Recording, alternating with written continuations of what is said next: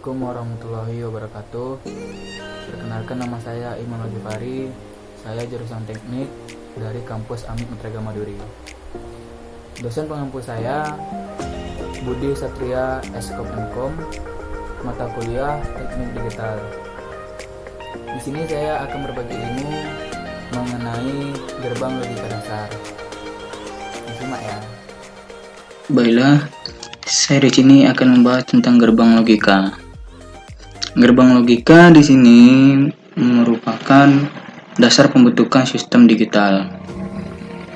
Gerbang logika ini memiliki tegangan yang digunakan dalam gerbang logika, yaitu berupa tinggi atau high dan juga rendah atau low. Tegangan tinggi yang berarti 1 atau bernilai 1, sedangkan tegangan rendah yang berarti bernilai 0. Di sini ada 7 gerbang logika yang akan kita bahas di sini, dan itu akan saya bahas satu persatu. Jadi diharapkan untuk kepada penonton untuk menontonnya sampai habis. Baiklah, kita masuk ke gerbang logika yang pertama, yaitu gerbang logika N. Gerbang logika N ini adalah contohnya, ini adalah simbolnya. Cara kerja gerbang logika N ini, jika input A, N, B keduanya high atau bernilai 1, ingat ya, high itu 1, low itu 0, maka output X akan high. Jika input A atau B atau salah satu atau keduanya low, maka output X akan low. Nah, seperti yang sudah diinstruksikan, saya sudah memberikan contoh di sini, yaitu berupa 4 input. Baiklah, jika sudah, teman-teman, yang paling penting teman-teman ingat yaitu bahwa setiap gerbang logika itu inputnya itu sama.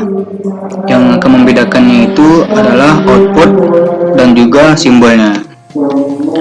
Jadi teman-teman harus memperhatikan outputnya.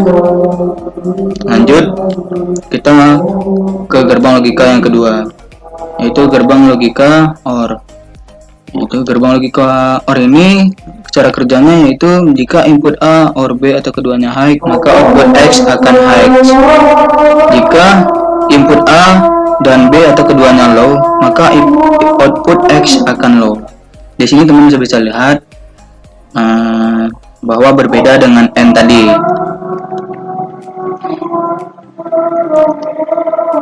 Nah, di sini teman-teman bisa lihat juga bahwa saya memberikan gerbang OR ini dengan input sesuai dengan instruksi.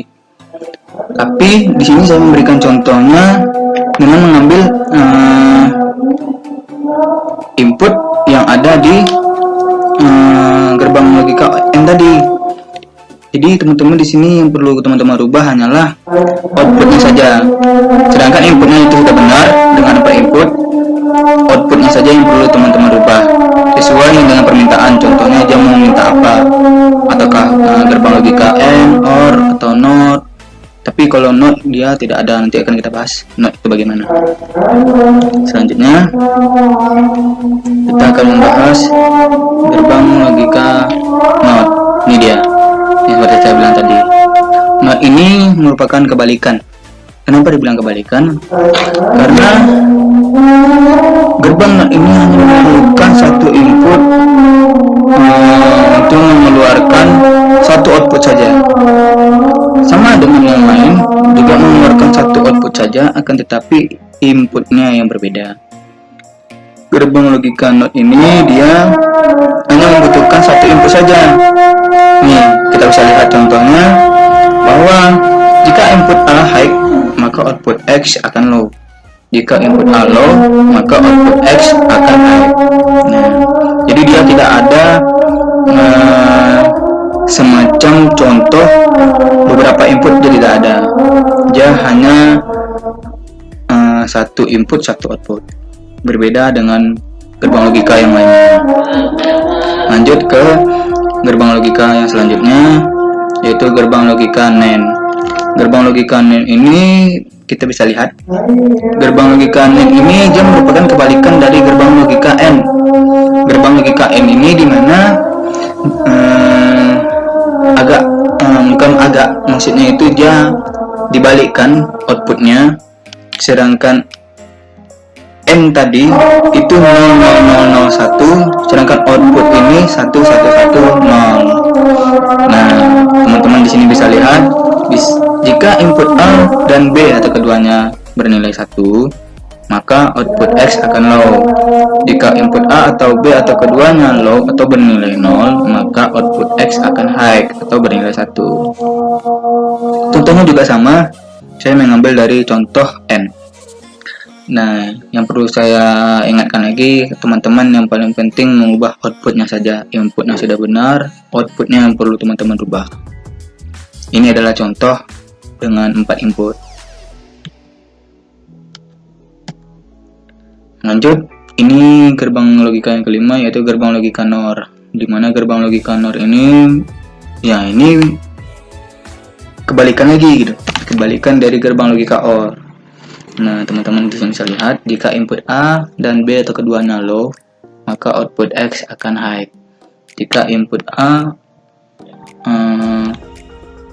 NOR B, salah satu atau keduanya high, maka output X akan low.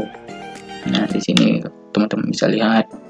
Jadi dia kebanyakan 0 kalau yang di NOR ini. Kalau yang OR kebanyakan 1 outputnya. Nah, kita lanjut gerbang logika yang ke-6. Gerbang logika yang ke-6 ini itu gerbang logika XOR.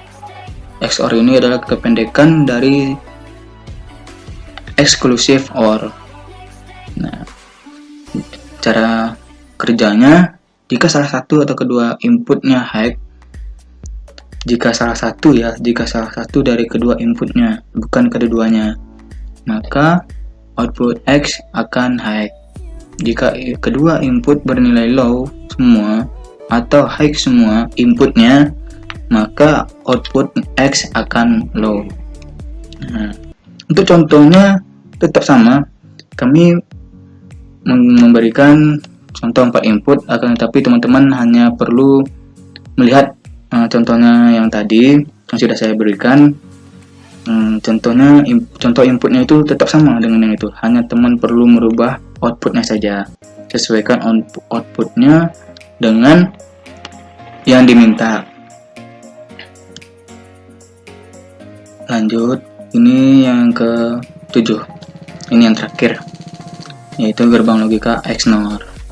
Gerbang logika XNOR ini dia kebalikan lagi dari gerbang logika XOR tadi.